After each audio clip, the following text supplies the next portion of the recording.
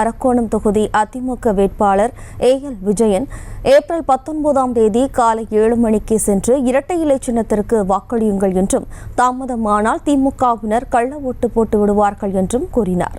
இதுகுறித்து கூடுதல் விவரங்களை தருவதற்காக நமது செய்தியாளர் அருளரசன் இணைகிறார். வணக்கம் அருளரசன், மேலும் விவரம். வணக்கம் ஜெயஸ்ரீ. கலவை அருகே 100 நாள் வேலையை 150 நாளாக்குவோம் என திமுகவினர் 100 நாள் வேலைக்கே கூலி தரவில்லை, அவர்கள் பொய் வாக்குறுதி கொடுத்து ஆட்சிக்கு வந்துள்ளனர் என அரக்கோணம் நாடாளுமன்ற அதிமுக வேட்பாளர் ஏஎல் விஜயன் பொதுமக்களிடையே பேசினார்.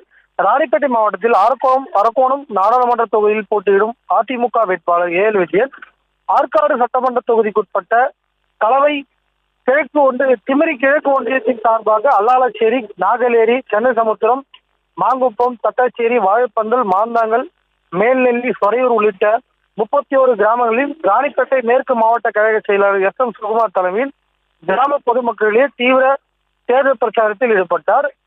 அப்போது கூட்டத்தின் மத்தியில் பேசிய வேட்பாளர் ஏஎல் விஜயன், தமிழக சட்டப்பேரவை எதிர்க்கட்சித் தலைவர் எடப்பாடி பழனிசாமி எளிய தொண்டரான என்னை வேட்பாளராக நிறுத்தியுள்ளார். நான் உள்ளூரை சேர்ந்தவர் எனவும் என்னை எதிர்த்து போட்டியிடும் திமுக, பாமக வேட்பாளர்கள் வெளியூரை சேர்ந்தவர்கள். ஜெயலலிதா ஆட்சியில் விலையில்லா மிக்சி கிரைண்டர் ஆகிய திட்டங்களை திமுக முடக்கி போட்டது.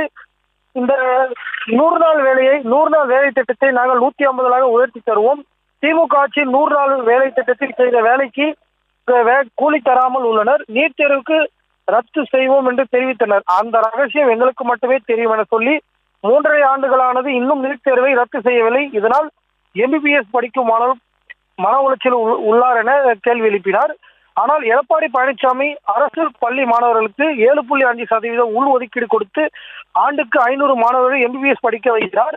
தேர்தல் நாளான ஏப்ரல் 19ஆம் தேதி அன்று காலை 7 மணிக்கே சென்று இரண்டாவது பட்டனில் உள்ள இரட்டை இலை சின்னத்தில் நீங்கள் பொதுமக்கள் அனைவரும் காலதாமதமாக சென்றாமல் அங்கு போய் வாக்களிக்க வேண்டும் என்று பொதுமக்களிடையே பேசினார்.